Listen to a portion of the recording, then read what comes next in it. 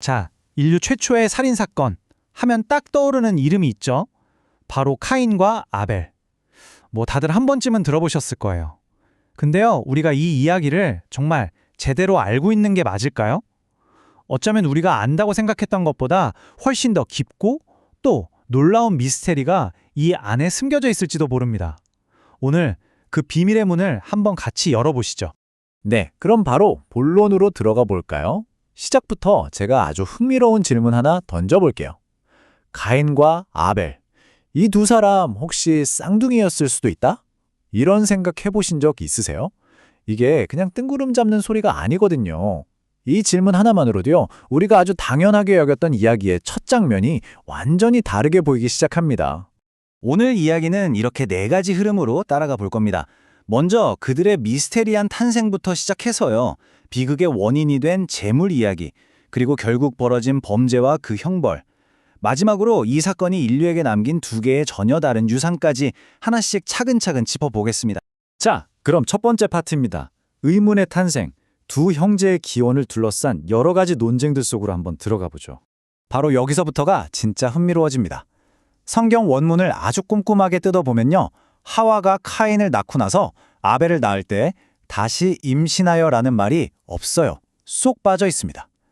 이게 그냥 사소한 차이 같지만 바로 이 점 때문에 그럼 둘이 혹시 쌍둥이 아니야? 하는 추측이 수천 년간 이어진 거죠.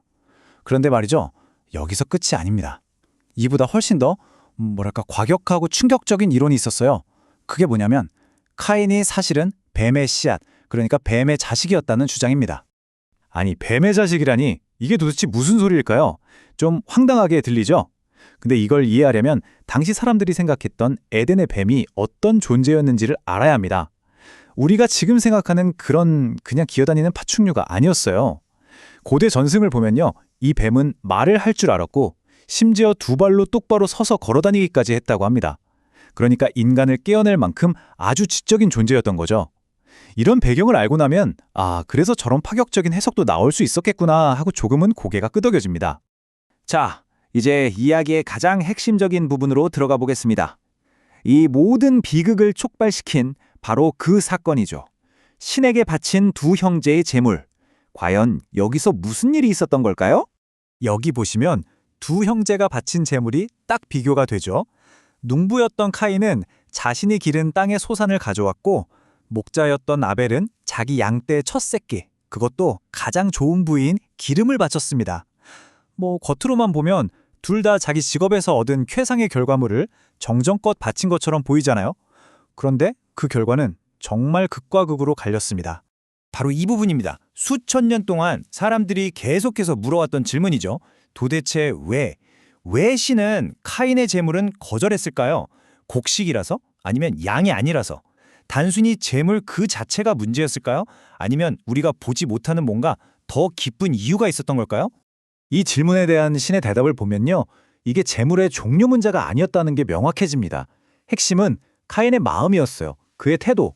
재물이 거절당하자 분노로 가득 찬 카인에게 신이 이런 경고를 하십니다. 죄가 네 문 앞에 웅크리고 있다.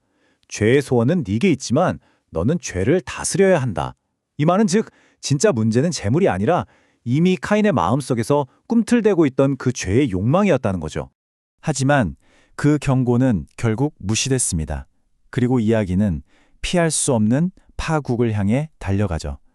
인류 최초의 살인, 그리고 그 뒤에 이어진 대면과 형벌. 이 부분을 자세히 들여다보겠습니다. 결국 자기 안의 죄를 다스리는데 실패한 카인은 최악의 선택을 하고 맙니다. 생각해보세요. 그의 분노는 사실 신을 향한 거였잖아요. 근데 신을 직접 공격할 수는 없으니까 그 분노의 방향을 틀어버린 겁니다. 어디로요? 바로 신이 인정해주고 신이 기뻐했던 대상, 자신의 동생 아벨에게로요. 이건 정말 잘못된 대상에게 향한 끔찍하게 뒤틀린 분노가 만들어낸 인류 최초의 비극이었습니다. 그리고 범행 후에 신이 묻습니다. 네 동생 아벨이 어디 있느냐? 이때 카인의 대답이 정말 기가 막히죠. 제가 제 동생을 지키는 사람입니까? 이 한마디에 모든 게 담겨 있어요. 뻔뻔함, 책임 회피, 이걸 넘어서서 형제라는 관계 자체에 대한 의무를 그냥 정면으로 부정해버리는 거죠. 사실 이 말 지금도 우리 주변에서 심심치 않게 들을 수 있는 변명이잖아요. 자, 그리고 카인의 표, 이거 얘기하면 보통 뭘 떠올리세요? 아마 죄인의 낙인, 뭐 평생 지고 가야 할 수치스러운 상징 이런 거 생각하시죠? 근데 그거 사실은 가장 큰 오해 중 하나입니다. 성경을 보면요. 이 표의 목적은 완전히 반대예요.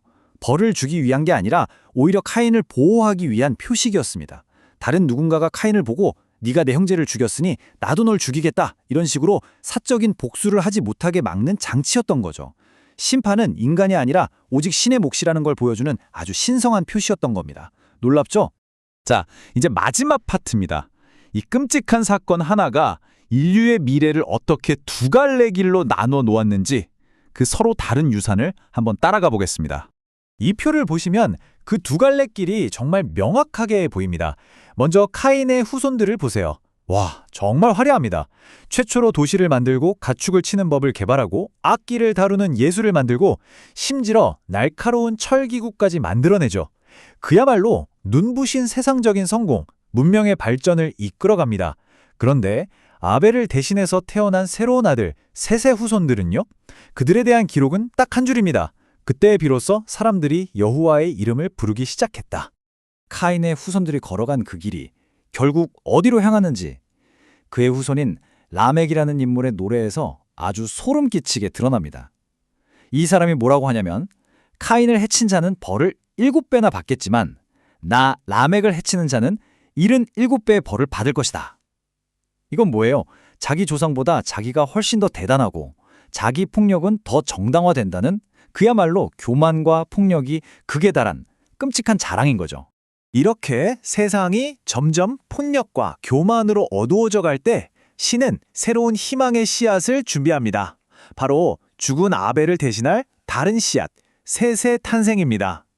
카인 때문에 끊어져 버릴 뻔했던 그 영적인 계보를 바로 이 셋을 통해 다시 이어가게 하시는 거죠. 인류에게는 정말 한 줄기 빛과 같은 순간이었습니다. 결국 이 이야기는 두 개의 길을 우리 앞에 보여줍니다. 카인의 길 그리고 셋의 길. 눈에 보이는 화려한 성공과 세상의 인정을 쫓는 삶, 그리고 눈에 보이지는 않지만 영적인 가치를 추구하는 삶. 이건 그냥 수천 년 전 옛날 이야기가 아니에요. 지금 이 순간을 살아가는 우리 모두에게 던져지는 질문이기도 합니다. 여러분은 과연 어떤 길을 걷고 또 어떤 유산을 남기고 싶으신가요?